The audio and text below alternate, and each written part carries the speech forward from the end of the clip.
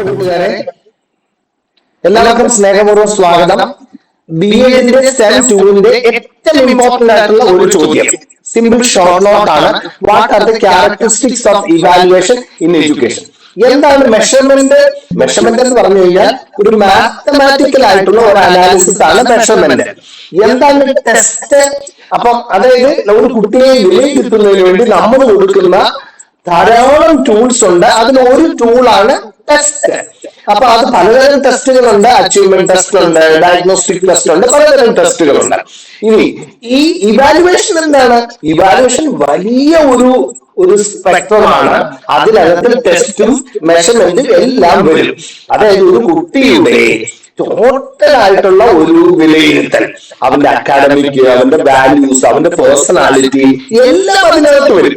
ഇതെല്ലാം കൂടെ ചേർന്നതാണ് ഇവാലുവേഷൻ. അപ്പൊ ഇവാലുവേഷന്റെ ക്യാരക്ടറിസ്റ്റിക്സ് എന്തൊക്കെയാണ്? അപ്പൊ ഇവാലുവേഷൻ ഒരു കണ്ടിന്യൂസ് പ്രോസസ് ആണ്. അവസാനം നടക്കുന്ന സംഭവമല്ല. തുടക്കം മുതൽ ഒടുക്കം വരെ തുടർന്നു പോകുന്ന ഒരു പ്രോസസ് ആണ് ഇവാലുവേഷൻ. രണ്ടാമത്തേത് കോംപ്രിഹെൻസീവ് ആണ്. അതായത് ഇവാലുവേഷനകത്ത് നമ്മൾ കൊണ്ടുവരുമ്പോൾ അച്ചീവ്മെന്റ് മാത്രമല്ല, അതിനകത്ത് ധാരാളം അതർ ഡൊമൈൻസ് ഉണ്ട്. അത് കുട്ടിയുടെ cognitive, affective, psychomotor domain, emotional development, personality development, intellectual development, social development, value system, discipline എല്ലാം ഈ കോംപ്രിഹെൻസീവ് ഇവാലുവേഷനകത്ത് വരും. ഇനി ഇവാലുവേഷൻ എപ്പോഴും ഒബ്ജക്റ്റീവ് ബേസ്ഡ് ആണ്. അപ്പോൾ നമ്മളൊരു കുട്ടിയെ വിലയിരുത്തുമ്പോൾ അതിനു മുമ്പ് തന്നെ ഒബ്ജക്റ്റീവ് ഉണ്ട്, അല്ലെങ്കിൽ ഔട്ട്കം ഉണ്ട്. എന്തായിരിക്കും ഈ ഒരു എഡ്യൂക്കേഷണൽ പ്രോസസ്സിന്റെ ഔട്ട്കം എന്ന് നേരത്തെ എഴുതി വെച്ചിരിക്കുക. അതിനെ ബേസ് ചെയ്താണ് ഇവാലുവേഷൻ. അല്ലെങ്കിൽ എന്താണ് ഈ ലെസണിന്റെ, അല്ലെങ്കിൽ ഈ വിഷയത്തിന്റെ, അല്ലെങ്കിൽ ഈ സെമസ്റ്ററിന്റെ, അല്ലെങ്കിൽ ഈ വർഷത്തിന്റെ ലക്ഷ്യം എന്ന കൃത്യമായിട്ട് നമ്മൾ എഴുതി വെച്ചിരിക്കുകയാണ്. അതിനെ ബേസ് ചെയ്താണ് ഇവാലുവേഷൻ നടക്കുന്നത്. ഒബ്ജക്റ്റീവ് ബേസ്ഡ് ആണ്. ഇത് നമ്മുടെ ബെഞ്ചമിൻ ബ്ലൂം ആണ് ഒബ്ജക്റ്റീവ് ബേസ്ഡ് ഇവാലുവേഷൻ കൊണ്ടുവന്നത്. ഒബ്ജക്റ്റീവ് ബേസ്ഡ് ഇവാലുവേഷൻ തന്നെ വളരെ ഇമ്പോർട്ടന്റ് ആയിട്ടുള്ള വേറൊരു ഷോർട്ട് നോട്ടാണ്. ഒരു ഇമ്പോർട്ടന്റ് ആയിട്ടുള്ള മൂന്നാമത്തെ ഒരു ഷോർട്ട് നോട്ടാണ് ഔട്ട്കം ബേസ്ഡ് ഇവാലുവേഷൻ. അപ്പം cognitive, affective, psychomotor, knowledge, understanding, analysis, ഇതെല്ലാം ബേസ് ചെയ്ത് നമ്മള് ഒരു കുട്ടിയെ വിലയിരുത്തുന്നു. അതാണ് ഒബ്ജക്റ്റീവ് ബേസ്ഡ് ഇവാലുവേഷൻ. ഒരു കുട്ടി ഈ ലെസൺ പഠിച്ചു കഴിയുമ്പോഴേക്കും ഇത്ര കാര്യങ്ങൾ മനസ്സിലാക്കി കഴിഞ്ഞിരിക്കും, അണ്ടർസ്റ്റാൻഡിങ്. ഇപ്പൊ ഈ ലെസൺ കഴിയുമ്പോൾ കുട്ടിയുടെ ഡിഫറെന്റ് ടൈപ്സ് ഓഫ് സോയിൽ അവൻ അറിയാമായിരിക്കും, നോളജ്. അപ്പൊ ഈ പാഠപഠനത്തിൽ പഠിപ്പിച്ച കാര്യങ്ങൾ അവന്റെ ജീവിതത്തില്, കൃഷിയില്, പ്രവൃത്തി പദത്തിൽ കൊണ്ടുവരും ആപ്ലിക്കേഷൻ. അപ്പൊ അങ്ങനെയുള്ള ഒബ്ജക്റ്റീവ്സ് ആദ്യമേ തന്നെ എഴുതി വെക്കുക. അപ്പൊ ഞാൻ ടൈപ്സ് ഓഫ് സോയിൽ പറഞ്ഞുകൊണ്ടാണ് കൃഷിയുടെ കാര്യം പറഞ്ഞത് കേട്ടോ. Objective base. അടുത്തത് ഒരു സിസ്റ്റമാറ്റിക് പ്രോസസ് ആണ്. വെറുതെ തോന്നുന്നത് പോലെ ചെയ്യാൻ പറ്റത്തില്ല. ഇവാലുവേഷനകത്ത് ഒരു സിസ്റ്റം ഉണ്ട്, ഒരു സയൻസ് ഉണ്ട്. വളരെ സീരിയസ് ആയിട്ട് ടൂൾസ് ഉപയോഗിച്ച് ഡേറ്റ കളക്ട് ചെയ്ത് അനലൈസ് ചെയ്ത് റിപ്പോർട്ട് ചെയ്യും. അതൊരു സിസ്റ്റമാറ്റിക് ആയിട്ടുള്ള പ്രോസസ് ആണ്.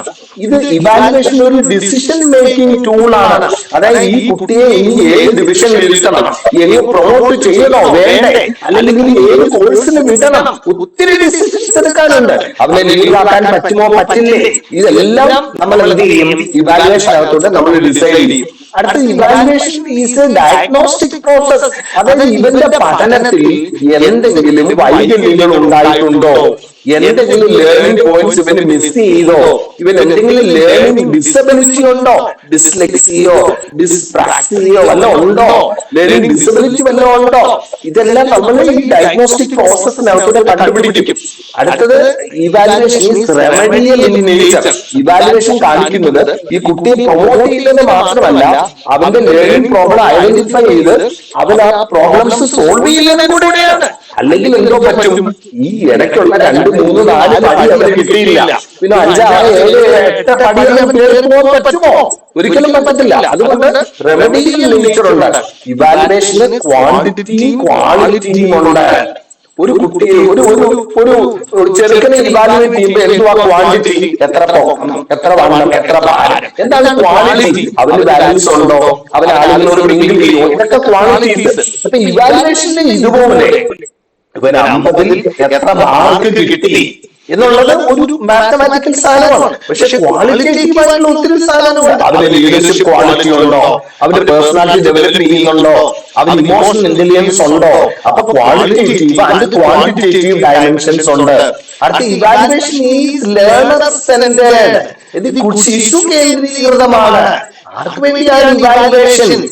ആത്യന്തികമായി ആ കുട്ടിയെ സഹായിക്കാൻ വേണ്ടിയാണ്, അവനെ മോട്ടിവേറ്റ് ചെയ്യാൻ വേണ്ടിയാണ്. അതുപോലെ തന്നെ അവന്റെ ലേണിംഗ് പ്രോബ്ലംസ് ഐഡന്റിഫൈ ചെയ്ത് അവൻ ഇംപ്രൂവ് ചെയ്യാനുള്ള വേണ്ടിയാണ്. പ്രിയപ്പെട്ട കൂട്ടുകാരെ, വേറെ ഒരു ഷോർട്ട് നോട്ടും ഉണ്ട്, പർപ്പസ് ഓഫ് ഇവാലുവേഷൻ. നമ്മൾ അതിനകത്തോട്ട് നമുക്ക് വരാം. പക്ഷെ ഇപ്പം ലേണർ സെന്റേർഡ് ആണ് characteristics of evaluation. It is improvement oriented. Error കണ്ടുപിടിക്കാനല്ല ഇവാലുവേഷൻ. പണ്ടത്തെ കാലത്ത് ആളുകൾ വിചാരിച്ചിരുന്നു കുട്ടിക്ക് എത്ര തെറ്റ് വരുത്തുന്നു കണ്ടുപിടിക്കാൻ. നോ, എത്ര ശരി വരുത്തുന്നു എന്ന് കണ്ടുപിടിക്കാനാണ്. അപ്പൊ അവനെ സഹായിക്കാൻ വേണ്ടി മാത്രമാണ് നമ്മൾ എറേഴ്സ് ചെക്ക് ചെയ്യുന്നത്. Evaluation is feedback oriented. Evaluation അകത്തോടെ ആർക്കൊക്കെ നമ്മൾ ഫീഡ്ബാക്ക് കൊടുക്കും? പ്രിൻസിപ്പലിന് ഫീഡ്ബാക്ക് കിട്ടും, ടീച്ചറിന് ഫീഡ്ബാക്ക് കിട്ടും, പേരൻസിന് ഫീഡ്ബാക്ക് കിട്ടും, കുട്ടിക്ക് ഫീഡ്ബാക്ക് കിട്ടും. ഇതിന് ഏറ്റവും പ്രധാനപ്പെട്ട ഫീഡ്ബാക്ക് ആരുടെയാണ്? കുട്ടിക്ക് കിട്ടുന്ന ഫീഡ്ബാക്ക്. അപ്പൊ കുട്ടിക്ക് കിട്ടുന്ന ഫീഡ്ബാക്കിനോടൊപ്പം ഇമ്പോർട്ടന്റ് ആണ് ടീച്ചറിന് കിട്ടുന്ന ഫീഡ്ബാക്ക്. ഫോർ എക്സാമ്പിൾ, ഒരു ക്ലാസ്സിൽ സയൻസ് പഠിപ്പിച്ചപ്പോൾ 50 കുട്ടികളിൽ 44 കുട്ടികളിൽ തോറ്റു. ഇത് ആർക്കാ ഫീഡ്ബാക്ക്? ടീച്ചറിനാണോ കുട്ടിക്കാണോ? ടീച്ചറിനാണ് ഫീഡ്ബാക്ക്. ടീച്ചർ പഠിപ്പിച്ചതിനകത്ത് എന്തോ പ്രോബ്ലം ഉണ്ട്. അപ്പം അതേസമയം ഒരു ക്ലാസ്സിൽ കുട്ടികളുടെ മാർക്ക് ഭയങ്കര ഡിസ്ട്രിബ്യൂട്ടഡ് ആയിട്ട് നിൽക്കുവാണ്. അങ്ങനെയാണെന്നുണ്ടെങ്കിൽ ബോട്ടം ലെവലിലെ കുട്ടികളായിരിക്കും ടോപ്പ് ലെവലിലെ കുട്ടികളാണ് എന്നൊക്കെ മനസ്സിലാക്കാനായിട്ട് സാധിക്കും. ഈ ഫീഡ്ബാക്ക് ആർക്ക് ഇമ്പോർട്ടന്റ് ആണ്? ടീച്ചറിന് ഇമ്പോർട്ടന്റ് ആണ്. കാരണം ടോപ്പ് ലെവലിലെ കുട്ടികൾക്ക് ഏത് എൻറിച്ച്മെന്റ് ആക്ടിവിറ്റി കൊടുക്കാം, ബോട്ടം ലെവലിലെ കുട്ടികൾക്ക് എങ്ങനെ റെമഡിയൽ എഡ്യൂക്കേഷൻ കൊടുത്ത് അവരെ ഇവിടെ പൊക്കിക്കൊണ്ടുവരാം. ഇതാണ് ഇതിനകത്തൂടെ നമുക്ക് കിട്ടുന്നത്. Evaluation is comprehensive use of techniques. ധാരാളം ടെക്നിക്സ്.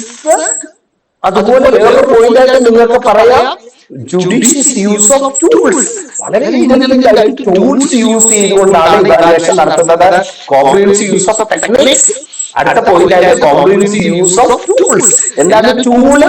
ആർക്ക് വേണമെങ്കിലും ഉപയോഗിക്കാവുന്ന ഒരു സാധനം. ടെക്നിക്ക് എന്താണ്? ഒരു എക്സ്പെർട്ടൈസ് ഉള്ള ആൾക്ക് ഒരു വ്യക്തിയെ പറ്റി പഠിക്കാനായിട്ട് ഉപയോഗിക്കാൻ പറ്റുന്ന മാർഗങ്ങൾ. Interview, observation. അതിന് ആ ചെയ്യുന്ന ആളിന് സ്കില്ലും കൂടെ വേണം. അതൊരു 1 മാർക്ക് 2 മാർക്ക് ചോദ്യമാണ് കേട്ടോ. Distinguish between tool and technique.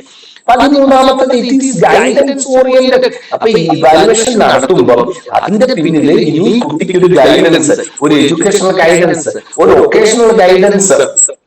അപ്പൊ അവന്റെ അൺഅച്ചീവറാണ്. അവന്റെ കപ്പാസിറ്റിക്ക് അനുസരിച്ച് അവൻ എഴുതിയില്ല. അങ്ങനെയാണെങ്കിൽ അവനൊരു പേഴ്സണൽ ഗൈഡൻസ് കൊടുക്കണം.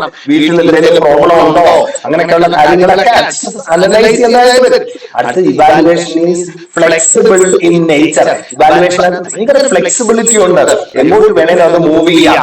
Evaluation is scientific. ഒരു ശാസ്ത്രീയമായ ഒരു പ്രക്രിയയാണ്. അടുത്തത് ഇവാലുവേഷൻ ഈസ് ഒബ്ജക്റ്റീവ്. അതായത് വളരെ വസ്തുതാപരമായ പോയിന്റ്സ് അതിനകത്തൂടെ നമുക്ക് കിട്ടും. ഈ 15ാമത്തെ പോയിന്റ് 2 പോയിന്റായിട്ട് 16ാമത്തെ പോയിന്റായിട്ട് കൂടെ എഴുതാം. മുമ്പേ മോഡിൽ നമ്മൾ പറഞ്ഞ ഇതിനെ എന്താണ് രണ്ടായിട്ട് തിരിക്കാനായിട്ടുള്ള tool, technique. Judicious use of tools, judicious use of techniques. അപ്പൊ അങ്ങനെ മൊത്തം 17 പോയിന്റ് ആണ് വരുന്നത്. എന്താണ് വളരെ ഇമ്പോർട്ടന്റ് ആയിട്ടുള്ള ഷോർട്ട് നോട്ട് ആണ്. What are the characteristics of evaluation? ശ്രദ്ധാപൂർവ്വം പഠിക്കണമെന്ന് സ്നേഹപൂർവ്വം ഓർമ്മിക്കുന്നു. Thank you very much.